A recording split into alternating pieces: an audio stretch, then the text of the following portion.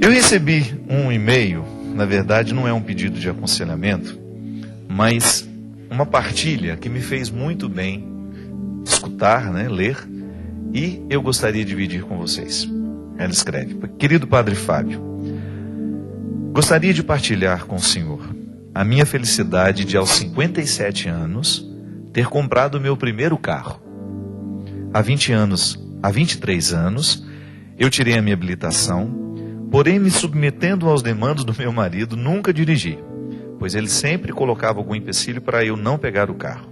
E eu aceitava os argumentos dele. Meu marido faleceu, padre, há 4 anos. E desde então, através da maneira como o senhor tem falado, pregado o Evangelho, eu senti em meu coração que ainda havia tempo para mim. Comecei a ultrapassar barreiras, comecei a viajar sozinha, ver de uma outra forma o meu trabalho, que para mim era tão desgastante. E hoje eu sinto muito prazer em trabalhar, em fazer o que eu faço, porque o Senhor, com o seu trabalho, com o seu ministério, me fez vê-lo de outra maneira. Me fez ver a leveza de tudo aquilo que eu posso fazer. E há tempos atrás eu não via a hora de me aposentar, parar de trabalhar. Mas tudo isso hoje está mudado. Estou aposentada, mas continuo trabalhando para não me tornar uma pessoa ociosa, desocupada, pois sinto que ainda tenho muito vigor para dar continuidade no que faço. Mas a graça que tenho em viver e de almejar novas conquistas, como a compra deste carro, que agora conto ao Senhor, que se deu ontem, vem de encontro à sua maneira de me mostrar que, apesar dos meus 57 anos, ainda há tempo para novos sonhos, para novas realizações. Deus o abençoe, Padre. Vera Vicentini Torres. A Vera é uma pessoa que eu vejo sempre nos meus eventos, está sempre por perto, sempre que ela pode, mas eu desconhecia essa participação minha na vida dela, assim. E fico muito feliz mesmo. E eu acredito que esse testemunho, ele é muito válido nos dias de hoje. Tem tantas pessoas que, com tão pouca idade, já estão desanimadas dos sonhos, já perderam a apetência da vida. Como é triste identificar que às vezes nós perdemos o desejo de viver. Por quê? Porque muitas vezes nós estamos construindo um jeito de viver que não favorece coisas boas. Nós estamos todos muito assustados, inclusive tem também uma partilha aqui. A Roseli, de São Bernardo do Campo, que escreveu: Padre Fábio, eu não estou conseguindo assimilar a notícia de que esse garoto de 13 anos tenha matado os pais e os outros parentes em sua casa e depois ter cometido suicídio. O que está acontecendo com a nossa sociedade, Padre? Onde foram parar os nossos valores? As pessoas, as famílias? O que precisamos aprender com tudo isso? Será que estamos olhando os nossos filhos com olhos amorosos? Será que estamos conseguindo transmitir valores que realmente tenham significado em suas vidas? Que tipo de exemplo a sociedade vem dando para os nossos jovens? Tanta corrupção, tanta violência. Diariamente abrimos as portas das nossas casas para os noticiários que nos alimentam da dor alheia. Verdadeiras aulas de como roubar, matar, sequestrar são oferecidas gratuitamente através das novelas, dos filmes. Ensina-se tudo, menos o respeito, o amor. Em função das necessidades, pais passam a trabalhar mais do que deveriam para poder garantir um mínimo de conforto e de educação para os seus filhos. Mas com isso vem a carência, a grande lacuna que se abre entre pais e filhos. Hoje já nem conhecemos mais os amigos dos nossos filhos, não sentamos mais para ouvir suas histórias, seus medos, seus sonhos. Acreditamos que suprir as necessidades materiais vai ajudá-los a enfrentar suas dificuldades, vai ensiná-los a ser pessoas melhores. Mas nos enganamos muito, muito mesmo. Ouvi que esse garoto já tinha manifestado na escola o desejo de ser um matador de aluguel e que tinha desejo de matar os pais. E aí me pergunto, o que a escola fez? É um assunto muito delicado para ter sido desconsiderado, caso esse fato realmente tenha ocorrido. Providências deveriam ter sido tomadas no sentido de alertar os pais para um comportamento tão estranho. Era um sinal de que alguma coisa muito séria estava acontecendo com esse menino. Não sei dizer se isso é real. Mas a morte é real. a morte de 5 pessoas. É real a repercussão que essa notícia gerou e com certeza ainda vai gerar. É real a fragilidade da nossa sociedade, dos nossos jovens, é real a violência que se instala diariamente em nosso país, no mundo. E nós, o que fazemos? Assistimos indignados, chocados? É preciso que nossa tristeza e indignação seja transformada numa arma de mudança, mudança de valores, de atitudes. Precisamos estar mais atentos aos nossos filhos, aos verdadeiros exemplos que estamos sendo para eles.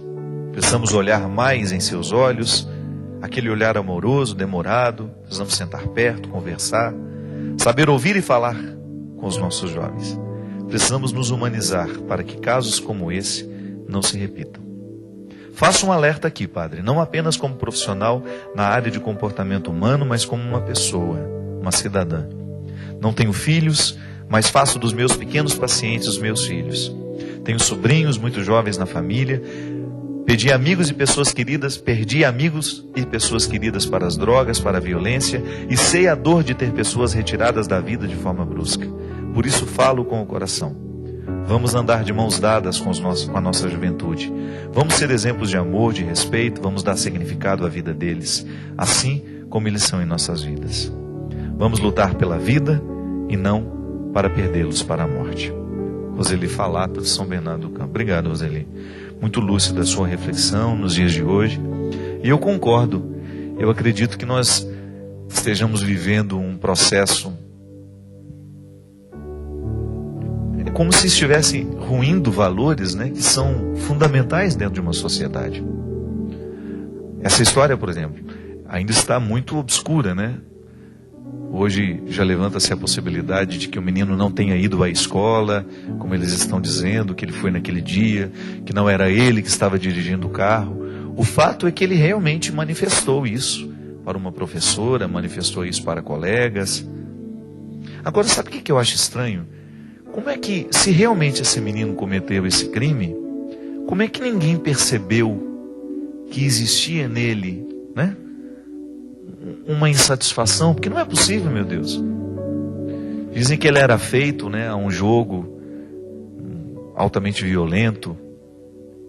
Eu me lembro que logo no início do programa de Direção Espiritual, nós recebemos uma carta de uma mãe que havia descoberto que o filho jogava no videogame um jogo que depois ela foi até saber que era proibido. E eu recebi uma cópia desse jogo para eu tomar conhecimento de como ele era. Gente, eu nunca vi nada tão... É engraçado, né? Como a gente se surpreende com o que é ruim, você fala, não é possível que algo pior do que isso ainda pode ser criado, não é, Cristian?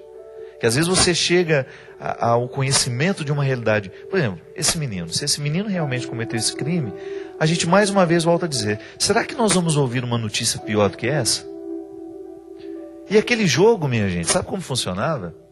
O start, né? Começava o jogo com o rapaz saindo pelas ruas e ele tinha que roubar.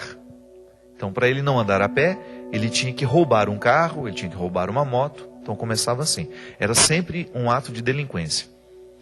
Então, quando ele roubava esse carro, ele ganhava mais pontos se ao roubar o carro ele matasse o proprietário. E a partir daí, ele saía pelas ruas neste carro roubado, matando pessoas. Os pontos vinham, né? A pontuação vinha de acordo com o número de pessoas que ele matava. E aí o pior. Por exemplo, se ele matava uma mulher grávida, eram mais pontos. Se ele matava uma mulher, tinha uma cena em que a mulher atravessava com um carrinho de bebê na faixa de pedestre.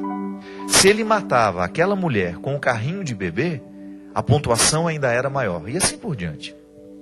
Agora veja bem, pensar que um jogo desse é criado para entreter os nossos filhos. Você já parou para pensar o quão diabólico está por trás de tudo isso? Por que não venha me dizer que o jogo ele não ensina nada, que o jogo é lúdico? Não.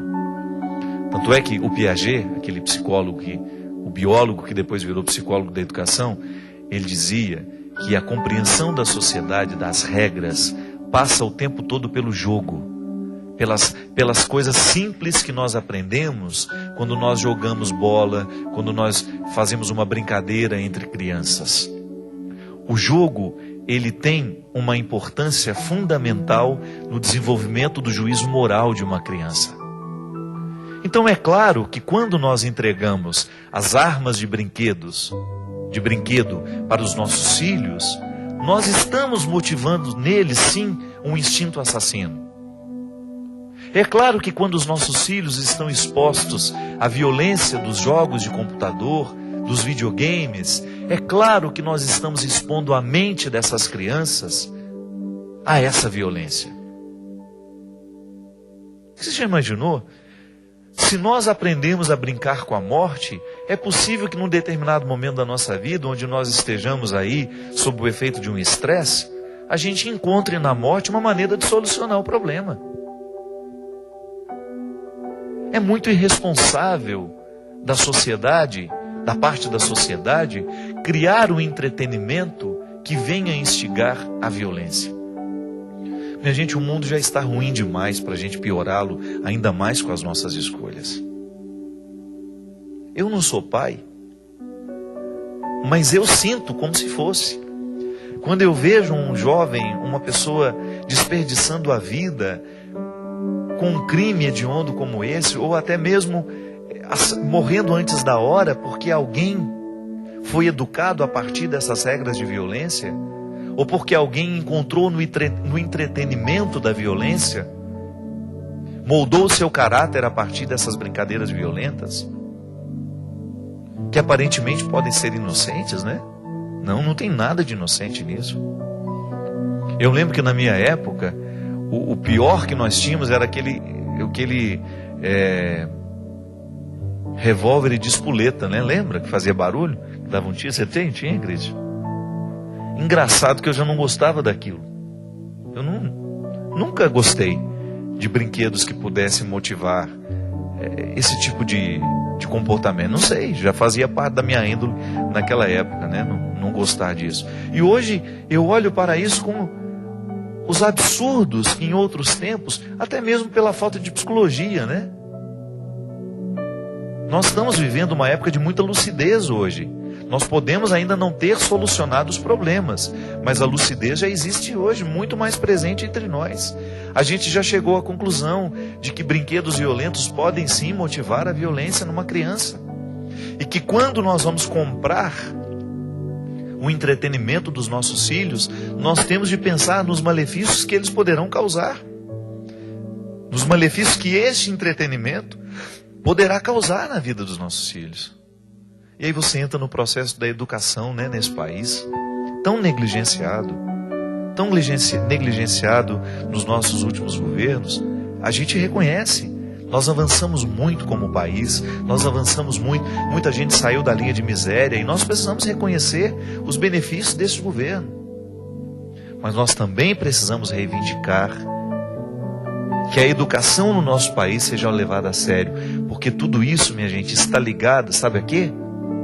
Porque não adianta você retirar uma pessoa da linha de miséria e ela começar a ter o direito de entrar neste mundo de consumo, de se alimentar melhor, de viver melhor, se nós não damos a ela a oportunidade de educar o desejo.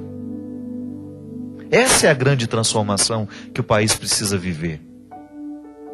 Sabe, é quando você dá condições de uma pessoa desejar o que realmente é importante, o que realmente é nobre na vida. É lamentável que nós tenhamos de conviver com uma sociedade que está cada vez mais nivelando por baixo o entretenimento dos nossos jovens.